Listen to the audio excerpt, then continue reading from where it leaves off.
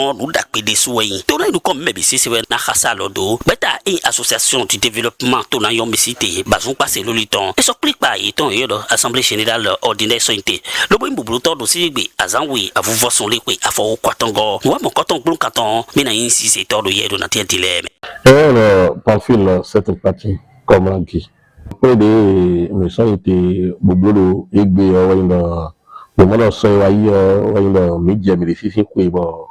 odudu to ame ko kai wo mebi se du bo mi lo gbogbo ko ina jali o mi kwa join mo o mi de suna so pele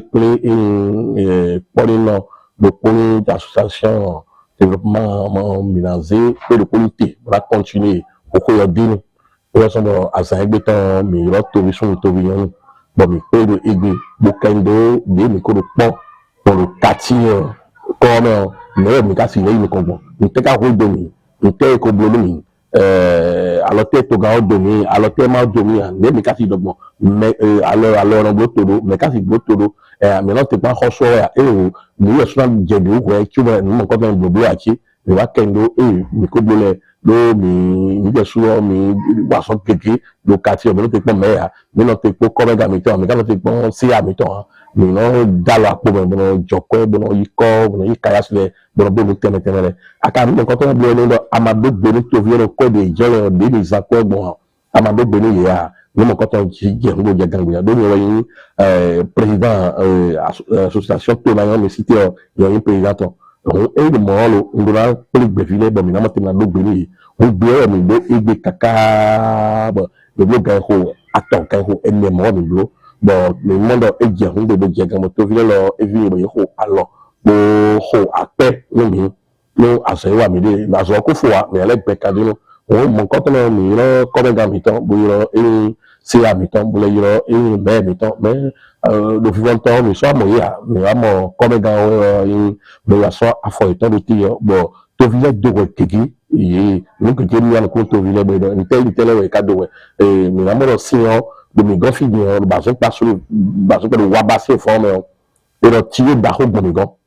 ile na do mo si o qui est dans le alors qui est dans le bassin la motion to ga mi tan wo do fere de to vile ni vo ini mo si mo ti o e ka do ti o do fi pe ku je be ta ka je jimbo e ma do pe yo ya mi do be wa ise do to ga le je si a mi tan ko do me mi tan ko do ko ga mi tan ko yi ni mo po mi lo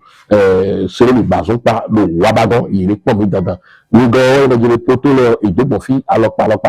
mais fi le do yi do a do ka le je wa ba fi fo mo poto e do mi ya il fait couiller mais les peurs de dans litige bon rubino mais aussi jagino au baso pas rubino aussi jagino et la jovi de amarijepo mais là c'est le médicament bon même couiller mais si ils ça boto ne bleu mais to beboa on non akhosu mais tole si ni ko bo ni bo alon ni bo tito et la ville mais dessous donc me galia ni dere so wala jokwe brodo yi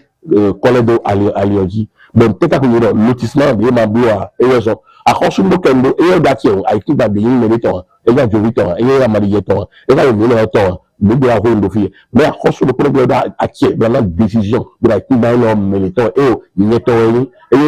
vous verrez 2 millions et le bilan 1 million et le bilan 3 millions et le bilan les bon fi mi ka no ka baisser fi ko yo mi to fi mi ka ye bien on est bien pour les alors notre association de développement Tonayo Cité a aujourd'hui fait le bilan de ses activités,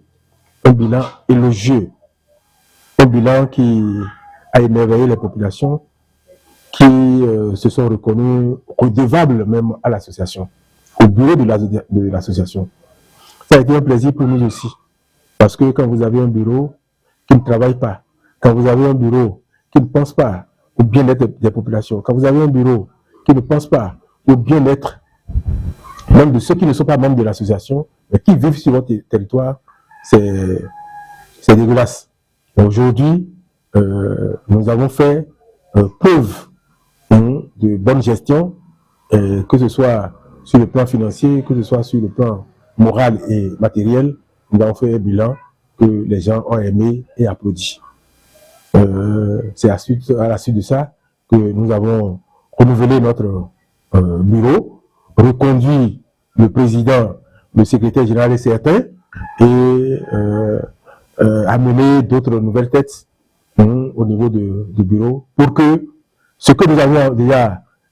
commencé, ce que nous avons entrepris, que ça soit poursuivi et achevé dans de très bonnes conditions. Donc voilà ce que nous avons fait aujourd'hui à travers notre Assemblée générale. Des motions ont été dites par les populations qui ont fait aussi des recommandations et qui seront prises en compte par rapport à l'électrification de notre milieu, par rapport à la couverture d'eau potable, par rapport au lotissement, parce que nous en avons besoin, par rapport également aux différentes infrastructures qui font le développement de tout milieu. Donc voilà les sujets dont nous avons débattu aujourd'hui. Nous avons été soutenus par notre chef de village qui vraiment a pris des engagements personnels et même des engagements vis-à-vis des autorités supérieures, ces autorités supérieures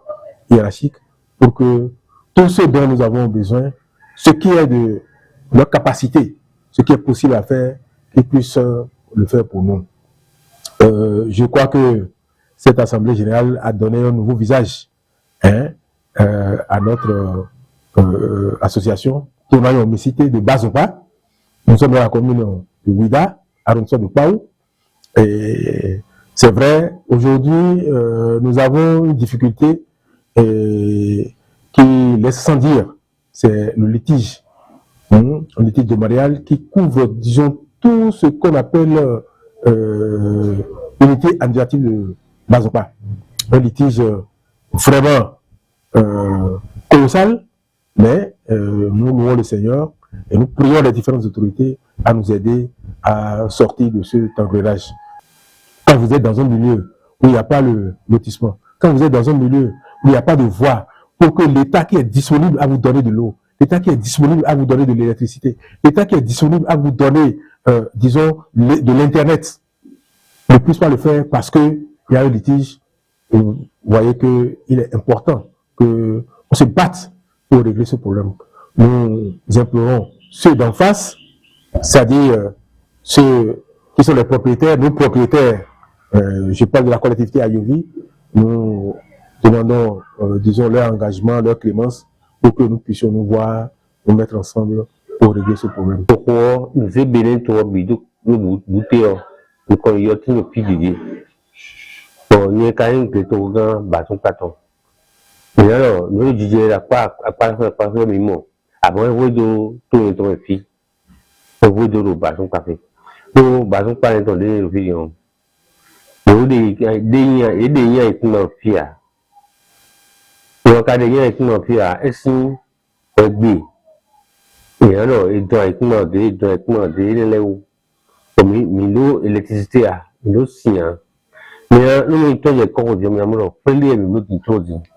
Tovile Kanyomi. Donc, on peut nous voir si qu'on.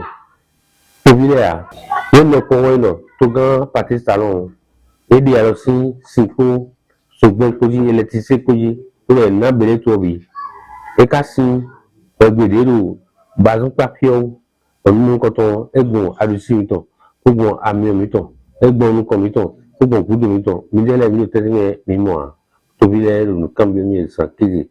nene ongwani ye kamolo quand les patients posé disons là je suis pour je peux les wapi comme yo do khoni boy ya la comme yo mina mon ko tole ka je yo notamment yo adoka je uji gan yo le lo san ni jo to gan le lo mi ajo gan do na yi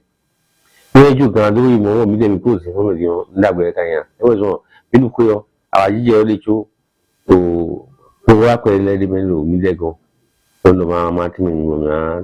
to ni kan le di bro se ko itole o ya se bro na ba tun pa ru ve ru pi e do nde ru na bro e yin wa ba bro mi mo to mi to le mo ko do sa pin